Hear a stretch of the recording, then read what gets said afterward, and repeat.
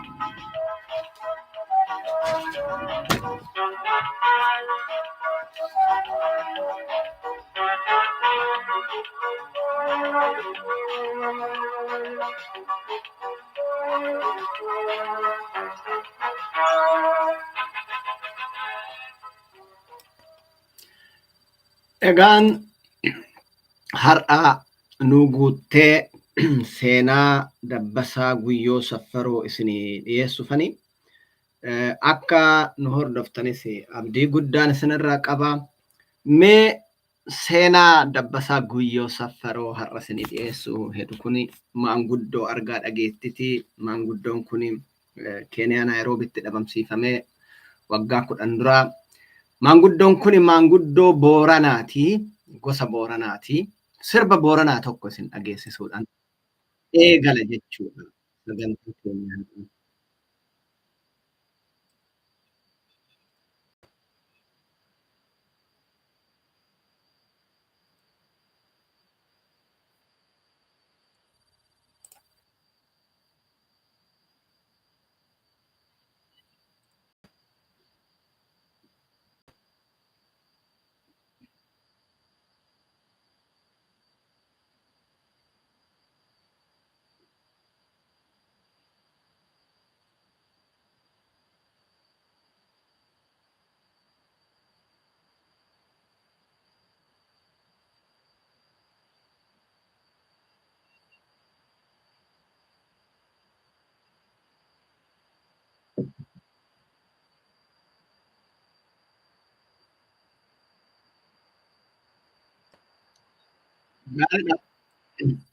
Sirbi kun akka ani barbaadetti sirriitti hin dhagamne. Haa ta'uu gara seenatitti itti fufna jechuudha. Dabbasaa Guyyoo Saffaroo eenyu kan jedhu bal'inaan isinii dhiyeessuun hedha. Egaan namoonni hedduun karaa miidiyaa Dabbasaa Guyyoo Saffaroo dhageessaniirtu, maqaa isaa dhageessaniirtu.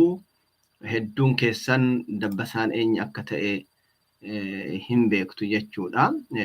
Yoo xiqqaatee afaanin hin beektu jechuudha. Akkuma beekamu namni baay'een maanguddoo kana haa beekuyyuu malee, afaanin haa beekuyyuu malee eenyu akka ta'e sirriitti gadi fageenyaan hin beeku. Dabbasaa laalchisee haga tokko waanan hamma wajjin turre wal beeknurraa, waanan isarraa dhagaheerraa, akkasumas waa'ee isaa namoota biraatirraa waanan dhagaheerraa isiniif dhiyeessuu yaala. Dabbasaan maanguddoo waggaa 80 oliiti. Maanguddoon kuni amma haga dhabamsiifaman yookaan tasuma as buutan isaanii haga dhabame waggaa 10. Waggaan 10 jechuun yeroo dheeraadha. Waggaa 10 kana maaltu ta'e akkamitti ture maanguddoon kun kan jedhu irraa isiniifan xiqqoo dubbadha jechuudha. Dabbasaa Guyyoo Saffaroo anaa fi namoota hedduun waa'ee gadaa akka barannu nama nu taasise, nama nu barsiise, seenaa fi hidhata guddaa qabna.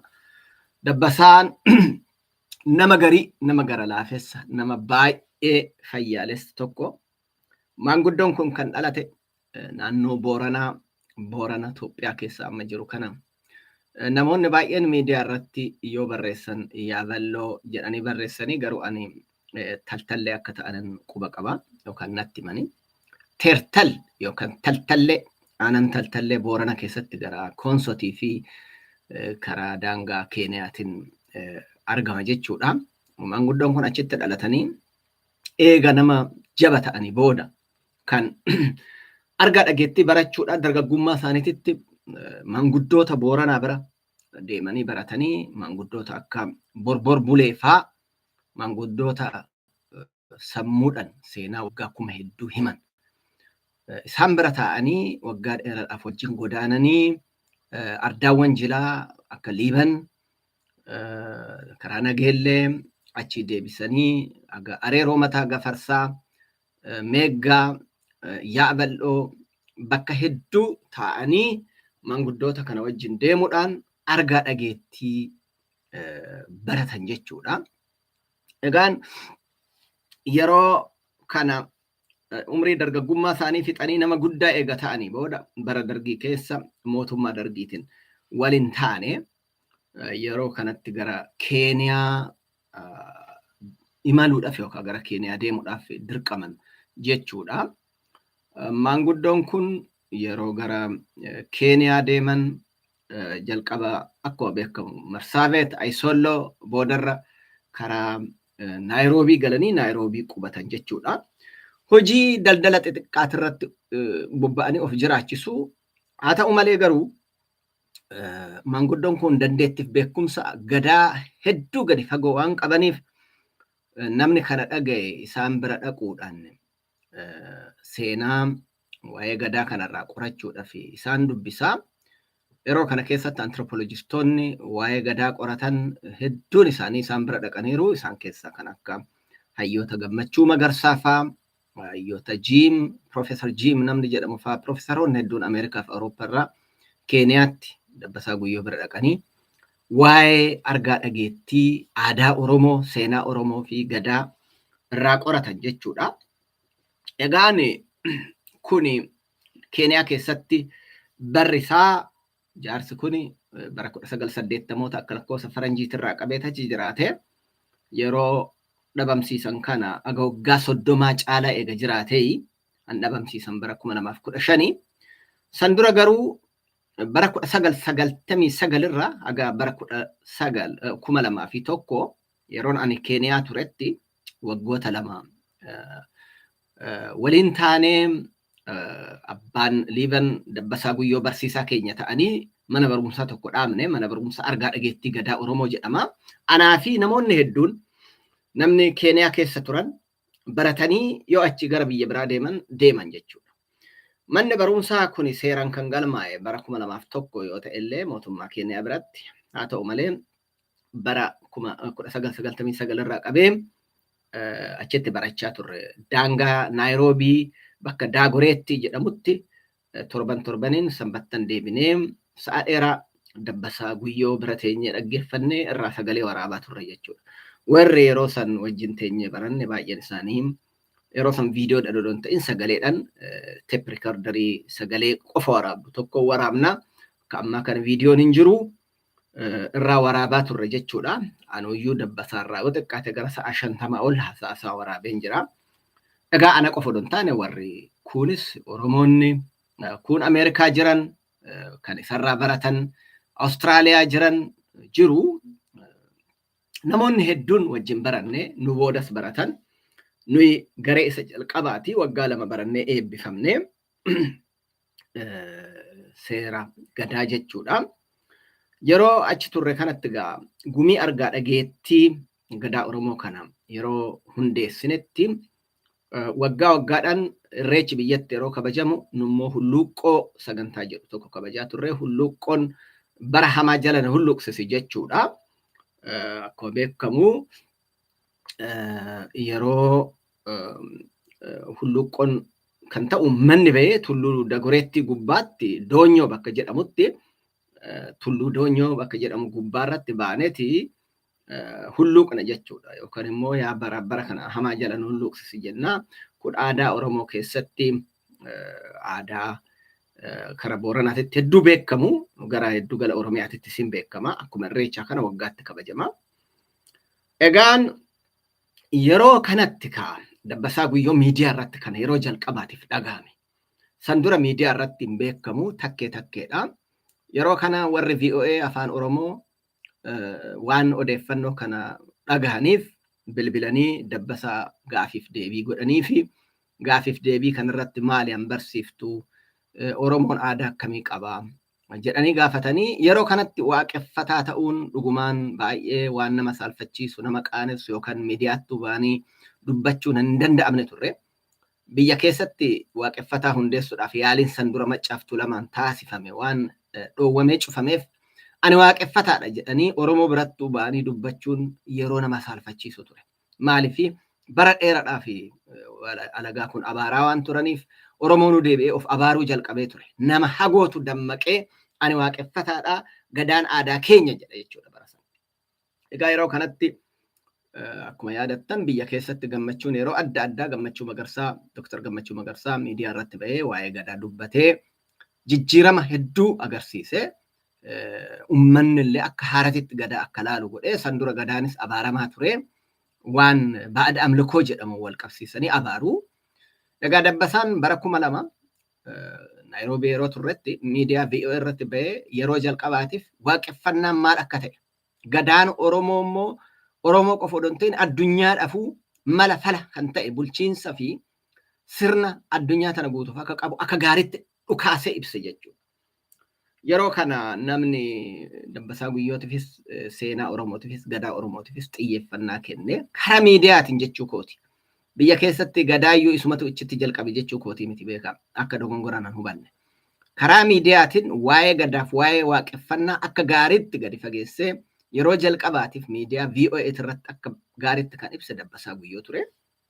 Kanatti aansuudhaan egaa nuyis warri yeroo sana achitti baranne Dabbasaan nu barsiise karaa Norway, anis karaa Norway dhufee warri kun Ameerikaa, Awustiraaliyaatti warri deeman gareen jalqabaaf gareen lammataa barate jechuudha.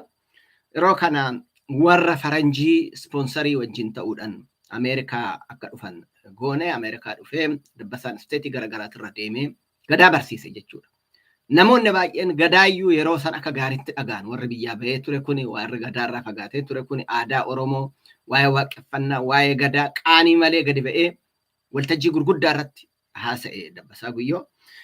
Sanumaan wal qabsiisee faranjiin tokko sponsor gootee Guatemala biyya Laatiin Ameerikaa Guatemala uummata Maayaa jedhamu bira akka deemu taasifame.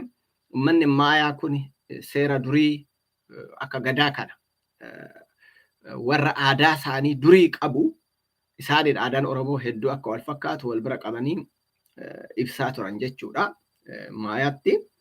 Sanitti aanee as biyya Norway na bira bara 2006 dhufee Dabbasaa affeere. Ammas immoo hedduu kanaan Kazaakistaan biyya Raashiyaa irraa citte tokko dhaqee achittis uummata indigenous people jedhamu warra durii kanatu jira. Isaan biratti aadaa wal fakkaataa walitti dhiyeenya qabu akka qabnu dhiyeessaa ture. Kanatti aansuudhaan bara 2010 immoo as Naayiroobii irraa ka'ee as biyya Norway dhufee seminaara qopheessinee barumsa bal'aa kenne jechuudha. Hedduu kana yeroo lamaan tokko Ameerikaatti deddeebi'ee jira. Egaan yeroo kanatti Keeniyaatti manguddoon kun barsiisuu baqattoota Oromoo kan Keeniyaa jiran barsiisuu ittuma fufan.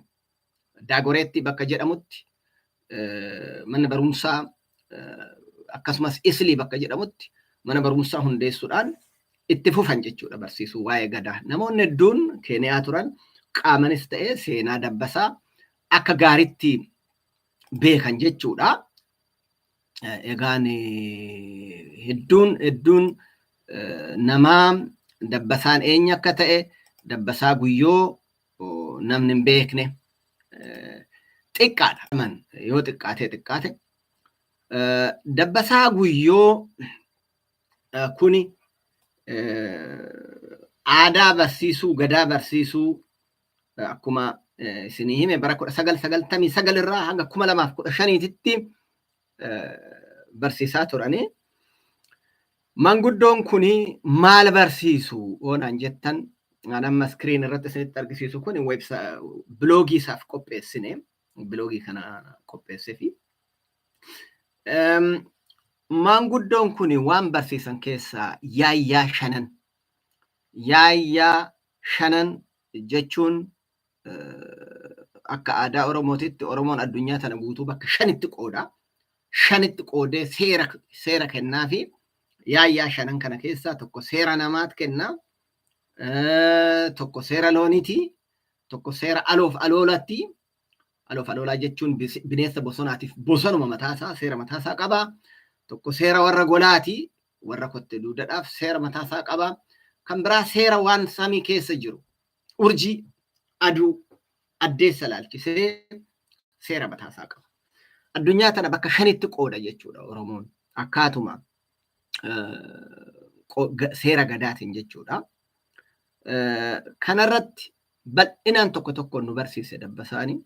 Ittaansuudhaan waa'ee raagota akka Areeroo Boosaroo faa, raagota akka Alii Boddee faa, seenaa isaanii wajjin waan isaan himanii darban, wanni isaan himan sun akkamitti akka dhugaa ta'e. Fakkeenyaaf Areeroo Boosaroo hin baddu, hin babbadda, hin cittu, hin ciccitti kan jedhee dubbate. Bara durii, bara Minilik dhufu, jaarsi kuni Oromoon akkamitti akka bittinnaa'u, booda immoo deebi'ee ijaaramu, raagan lafa kaa'an jechuudha. Waan amma ta'e kan hunda. Kan biraa waa'ee qaalluun Oromoo, qaalluun inni jalqabaa akkamitti akka samii keessaa bu'e jedhee Oromoon amanu. Qaalluun kun immoo yoo du'e qaalluun kun immoo akkamitti akka samii deebi'u. Qaalluuwwan gurguddoo akka haadha makkoo faa, akka qaalluu lakkuu, Igguu Beerreetii fi Dhaayee Beerree fakkeenya fi naannoo Arsiif Baalee keessatti Sheek Huseenii fi Sof Umar beekamoodha. Nuyi egaa Boorannan nu barsiise, Dabbasaa Guyyoo kan nu barsiise, Igguu Beerree fi Dhaayee Beerree Sheek Huseenii fi Sof Umar ta'uu isaanii. Jarri kun immoo qaalluu Oromoo akka turan, boodarra amantii Islaamaa akka fudhatan tartiiban nu barsiise jechuudha. Jarri kun lakkuudha, jarri kun ilmaan qaalluti, qaalluma fudhatanii qaalluu ta'an jechuudha. Keessattuu Sheek Huseen hangafa qaalluu ta'e moggaafamee akka ture. Bara durii Dhaayee Beerree jedhamuudhaan kan beekamu, ilmaan Beerree lamaan Sheek Huseenii fi Sof Umar jechuudha. Seenaan isaanii duubattoo deebitan qaalluuwwan kun akkamitti amantii musliimaa akka fudhatan, durii qaalluu akka turan. Ammallee Oromoon yeroo Sheek Huseen bira deemu muuda jedhee deema malee yookaan amantiidhaaf akkan ta'a, amantii biraatiif akkan ta'an. Booda amantii Islaamatis achitti gaggeeffamu malee dubben isaa muuda Oromoon Jimmarraa ka'ee hamma Ilubbaa Bororraa ka'ee miilan Sheek Huseen dirree Sheek Huseen anaajina Baale bu'ee muudee akka deebi'u. Kun immoo durii odoo amantiin hin dhufin duratti qaalluuwwan kun qaalluu Oromoo akka turan, aadaa Oromoo akka ture. Bakka kana immoo Oromoon Islaamnis Kiristaannis dhaqee akka muudu ragaa hedduutu jira jechuudha. Wanni kun amantii musliimaa caalaa aadaa Oromoo sirna qaalluu keessaa akka fudhatame. Kan biraa gadaa sadarkaa adda addaatiin nu barsiise Dabbasaanii. Keessattuu gadaa Booranaa kan Dabballee irraa jalqabee gaammee gurguddoof xixiqqoo, kuusa, raabaa, doorii akkasumas gadaa juba ta'ee akkamitti namni gadaa hojii akka ta'u tokko tokkoon nu barsiise jechuudha. Marrii jechuun maal jechuu akka ta'e, saglii jechuun maal jechuu akka ta'e. Seenaa durii maroo irraa qabee Oromoon laga mormorii qabee akkamitti akka bakka amma jiraatu kanatti akka faca'e.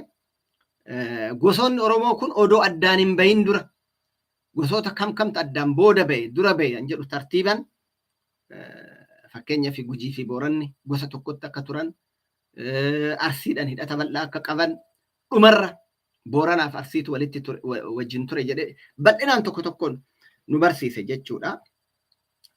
Dhaha immoo akkuma beektan waa'ee urjii lakkaa'uudhaan bara lakkaa'uudhaan dhaha Oromoon lakkaachaa akka ture. Keeniyaa keessatti akka fakkeenyatti yeroo ammaa Namora Tungaa kan jedhamudha. Akaa nama durii kan jedhan dhakaa sanarraan urjii ilaalaa akka turan, urjii san immoo warra naasatuu dhufee achirraan meeshaa ammayyaatiin ilaalee wanni sun qajeelloo akka ta'e. Wanni sun immoo ammallee teknoolojii ammayyaatiin ilaallamee Namora Tungaan Booranni lafa Booranaa keessa jiru kuni amma daangaa gara saboota biraatillee citee jira. Keeniyaa keessattii fi kibba Itoophiyaa jira bakki kuni. Waggaa dhaloota Kiristoos dura waggaa 300 caalaa umriin isaa dhakaan sun acha gadhaabate. Dhakaa hedduun dhaabbatee achirraan Oromoon urjii ilaalee akka bara lakkaa ture, dhaa lakkaa ture. Odoo kaalendarii homtuun hojjetatin Oromoon kaalendarii qabaachaa akka ture. Kana malees waa'ee mukkeenii, waa'ee seenaa, waa'ee bineeyyii Oromoon aadaa akkamii akka qabu, waa'ee biyya Oromoo, waa'ee lafa Booranaa kana, Tuullaa Saglan kan jedhan kana tokko tokkoon nu ibsa jechuudha Dabbasaa Guyyoo. Egaan Dabbasaan maanguddoo yoo bira teessan dhaggeeffattanii hin quufne nama jabaa ensaayikiloopiidiyaa seenan keessaa waraabameen dhumne. Argaa dhageetti bara hedduu kan baratan. Kan barsiisan immoo seenaa Booranaa qofa odoo hin ta'in seenaa Oromiyaa guutuu, seenaa bara durii Oromoon maroo irraa qabee, laga mormorii qabee, handhuura Finfinneetiin qabee, haga Odaa Roobatitti sochii Oromoon godhe kanaa fi seenaasaa Oromoon akka itti himatu, akka Ormiti himuuf odoo hin ta'in seenaasaa Oromoon akkaataa itti ofiisaatii himatu bal'inaan barsiise jechuudha maanguddoon kun. Egaan wanni nama gaddisiisu tokko jaarsi kun oduma addunyaarra naanna'ee gadaa haala kanaan barsiisaa jiru bara 2015 fulbaana 27 as buuseen isaa dhabame jechuudha. Dhabamni isaa kun akkamitti? Dabbasaa Guyyoo Saffaroo guyyaa fulbaana 26 2015 magaalaa Naayiroobii bakka Uhuru Park jedhamu magaalaa Wadhakkaatti paarkii guddaa magaalaa sanii keessatti irreechi kabajame. Oromoonni irreecha kabajatanii irreecha kanarratti maanguddoon kun haasaa godhe. Haasaa inni taasise keessaa akkamitti amantiin aadaa fi seenaa Oromoo akka cabse, duudhaa keenya akka cabse, duudhaa keenya immoo deeffachuu akka qabnu, jabeeffachuu akka qabnu kana haasa'e jechuudha maanguddoon kun. Egaan maanguddoon kun kan haasa'ee irreechaa galanii mana soddaasaa bakka nama Shaamiil jedhamu wajjin galee achi bulee. Egaa bariisaa gadi bahee sa'a san booda ol hin deebine achumaan dhabamuusaa dhageenye. Waan hedduu nama maalalchiisu, waan nama shakkisiisu baay'eetu jira. Namni kun daa'imaa miti, maanguddoo waggaa 80 oliiti, nama addunyaa kanarra naanna'ee magaalaa Naayiroobii sirriitti beeka. Waggaa 30 ol keessa jiraatee jira. Kanaafuu akka ijoollee gadi baatee karaan harkaa bade miti. Teknikalii akkaataan maanguddoo kana fuudhanii itti dhabamsiisan hedduu haala nama garaa nama nyaatu. Namoonni yeroo jaarsi kun badu naannoo isaa turan, namoonni naannoo close isaa turan, namoonni akkanumatti dhabamuusaa salphumatti himanii callisan odoo seeraan qoratamanii iccitii baay'ee bahuu danda'a jechuudha. Ammallee yoo ta'e qoratamuu qaba. Namoonni isaan wajjin turan kun jaarsi gaduma bahee dhabame qofa odoo hin taane sirnaan qoratamee jaarsi kun yoo jiraate soo du'es bakka du'e argamuu qaba. Egaan nuyi warri barattoonni isa biratti barannee baane haga jaarsi kun badeen callifne yaalii hedduu goone karaa miidiyaatiin horii guddaa baafnee biyya keessatti bara wayyaanee manneen hidhaa keessa akka barbaadamu taasifne hin arganne. Bara jijjiiramaa kanas mootummaa kanatti iyyannaa guddaa galchine mootummaa aangorra jiru waan Itoophiyaa kanatti namoonni jalaan dhageenye seeranis hin qoratamne. Shakkiin yeroo san jiru wayyaanitti dabarsanii kennanii wayyaaniin biyya galchitee hiite kan jedhu ture. ragaa qabatamaan hin turre. Egaan walumaa galatti manguddoo kana Keeniyaa keessatti barbaachisuudhaaf karaa UN, karaa Red Cross yaalii hedduu taasifne warra alagaa warra faranjii wajjinis ta'uudhaan waggaa hedduudhaaf dhugaa dubbachuudhaaf yaalle. Haa ta'u malee jaarsi hamma kana ga'u hayyuun beekan qaroon Oromoon qabu kuni barbaacha isaaf maali hin arganne. Dhugaa dubbannoo ta'e barbaacha ijoolluma xiqqoodhafuu godhamu hin taasifamneef Dabbasaa Guyyooti. Morka ta'e hoon jedhu maanguddoon kun dhaloonni isaanii Boorana haa ta'u malee maanguddoo Oromoo guutuuti. Seenaa Oromoo guutuu barsiisanii. Seenaa Oromoo guutuu namni barsiise kun ensaayikiloopiidiyaan gadaa Oromoo kun Oromoon hunduu guutuun mirmatee iyyisiisee bee barbaachisuutu irra ture. Keessattuu karaa Booranaatiin barbaachisaa godhame baay'ee xiqqaadha. Hedduu xiqqaadha. Ammas taanaan Booranni bal'inaan jira. Keeniyaa keessatti aangoo gurguddaarra warri jiru. Boorana kibbaa keessa jiru. Itti gaafatama gurguddaa qabu. Akkuma Oromoo kaanii. Gosa Booranaa waan ta'eef Boorana qofatti itti gaafatama jechaan jiru. Haa ta'u malee gara Booranaatiin barbaachisaa godhatame hin jiru jechuun nan danda'a. Hedduu yaallee namoota qunnamu. Namoonni amma xiqqoo dubbachuu qaban waa'ee Dabbasaa Guyyoo namni baay'een hin dubbatan. Dabbasaa Guyyoo bulee fa'arraa baratee argaa dhageettii gadaa Booranaa keessattillee nama angafa, nama seenaa gadaa sirriitti beeku tokko. Nama akkanumaan dagatanii dhiisanii miti. Oromoon hunduu bakka jiru jaarsa kana haga bade har'a waggaa 10 darbee jira jechuudha. Waggaa 10 fi ji'a 2. Maanguddoon kun eega badee booda biloogii qopheessinee, petishinii barreessinee nama isa beeku hunda addunyaarraa quunnamuu yaallee hedduu yaalii taasifnee maallaqas kaffallee barbaachisuudha yaalii taasifnee gahaa moti garuu iyyaafannaan jaarsa kanaa ta'e baay'ee xiqqaadha. Dabbasaa Guyyoo Oromoodhaaf seenaa guddaa hojjete. Nama seenaa guddaa qabu kuni aga tokko keessaa seenaa isaa xiqqoo barreessuu yaaleen jira biloogii kanarratti. Dabbasaa Guyyoo eenyu akka ta'e akkamitti akka dhabamsiisan yaalii yeroo san goone irratti haga tokko xiqqoo ishii barreessuudha yaaliin taasifameera. Garuu gahaa moti seenaan Dabbasaa odoo barreeffame kitaaba tokko caalaa ba'a. Namoonni Dabbasaa beekan hedduudha. Karaa Feesbuukiitiin find Dabbasaa Guyyoo kan jedhu gruuppii qopheessinee yaalii godhaa turre.